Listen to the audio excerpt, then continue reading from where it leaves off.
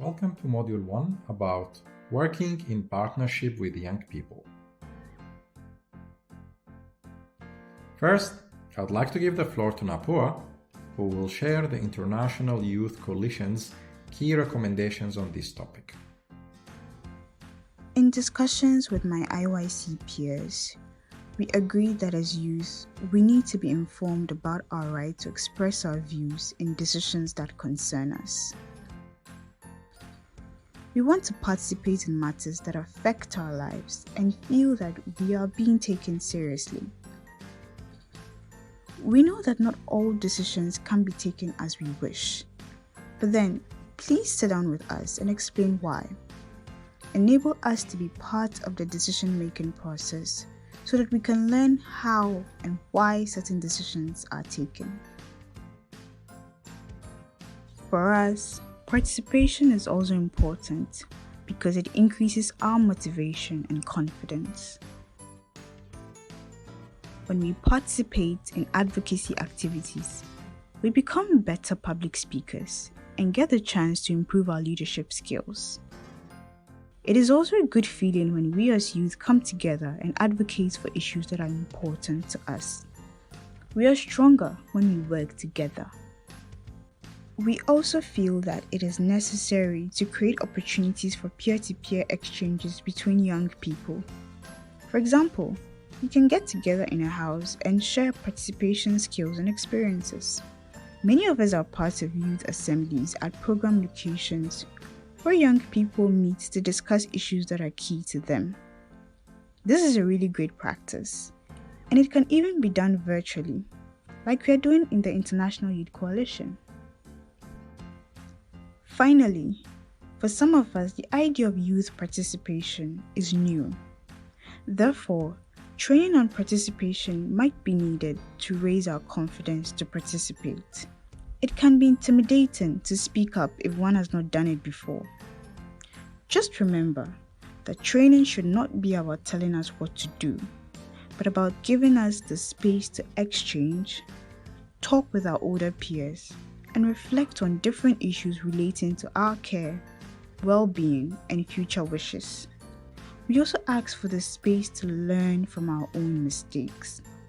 The decisions we make in our lives will not always be the right ones, but then help us to learn from them.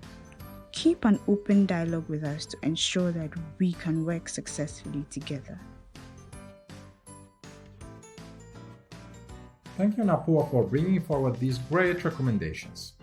Just as you mentioned at the beginning, we first need everyone to know that young people have the right to participate in matters that affect them. Participation is one of the core principles of the United Nations Convention on the Rights of the Child, which stresses that children and young people have the right to freely express their views and that there is a duty to listen to their views and enable their participation in all matters affecting their life. Therefore, SOS Children's Villages has an obligation to implement policies, procedures, and structures to hear the voices of children and young people in decisions that affect them. This right is a fundamental principle of quality youth care in the SOS Children's Village program. Let us summarize. Working in partnership with young people is the ongoing process of young people's expression and active involvement in decision-making in matters that concerns them. This sounds good, but I think it would help me to understand if you could share a practical example.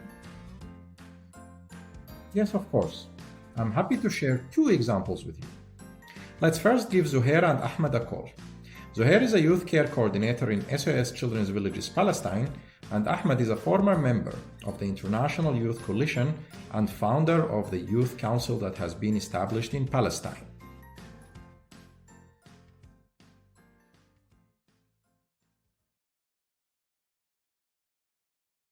Hi everyone, thanks for having me here. In order to promote the idea of youth participation in Palestine, young people have established a youth advisory council to represent them on important issues that need to be discussed and find solutions to challenges facing them and be part of the development of the organization and the community. The Youth Advisory Council provides advice and youth-based perspective to the National Association for the Middle East and North Africa in planning, development, and implementation of youth-related issues. The Youth Advisory Council serves an advisory body for youth issues to those member associations, and it also provides guidance and recommendations. What I would like to say to promote youth participation anywhere is believe in youth, educate them well, and then give them space so as to be able to participate in the three levels: individual level, program level, and community level. We are going to give you a concrete example about youth participation in Palestine, and Ahmed is going to talk about that. 3 members of the Youth Council participated in the annual planning, and they had an active role in the action plans for youth development in Palestine. At the end of each year, youth participate in the annual planning workshop from the beginning. 3 members of the Youth Council are invited to attend the discussion and participate in the groups specifically related to their issues. Before that, Youth Council normally hold a meeting with its members to discuss the most important issues to lay on the table for planning. During the workshop, young people prepare a worksheet to be presented by them, in which the national director takes into consideration through planning. After that, the council coordinates for the second meeting with the rest of their members to present what was discussed in the workshop in general and what was planned regarding council's role in the development and follow-up process. Thank you. Thank you, Ahmed and Zuhair. I've also heard about good practices in Benin. Let's give Saliman and Agnes a call. Saliman is the National Director of SOS Children's Villages Benin, and Agnes is a child rights activist and President of the Youth Executive Council in SOS Benin. Welcome!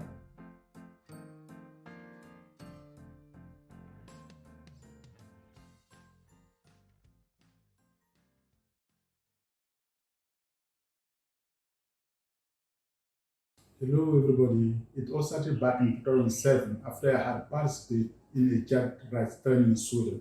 I was greatly inspired and set in motion the development of our national child participation guidelines.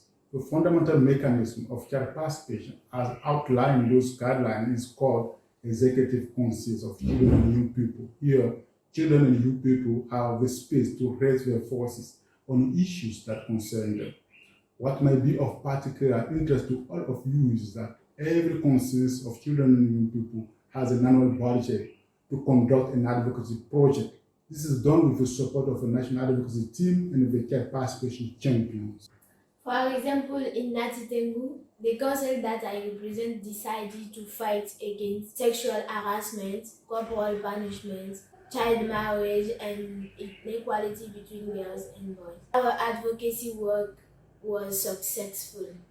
It compelled the prefect of Atakura department to take harsh measures to fight against sexual harassment in the 9 towns of the region. It also forced UNICEF to take a clear position on the subject of ritual infanticide and to schedule a national conference on the subject. Furthermore, our advocacy forced the local authorities to respond more adequately to corporal punishments in schools and organize the first match where girls and boys played together.